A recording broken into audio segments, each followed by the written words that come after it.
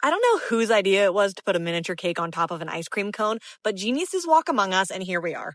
I used some cake scraps to cut out 2 teeny tiny layers of cake, and I had to be very careful when icing these, barely applying any pressure, because just the slightest bit too much and they would wibble and wobble all over the place, especially this tiny top layer. I wanted to ice 1 layer pink and 1 layer blue, but didn't want it to look like a gender reveal cake, so you'll have to let me know what you think about that.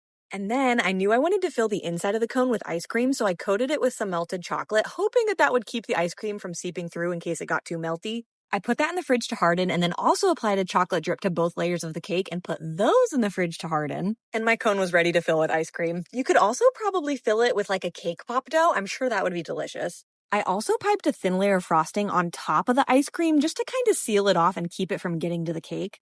And once it was all stacked in place, I could add my final decorating touches, which was some borders, a dollop on top, and a cherry I made out of modeling chocolate.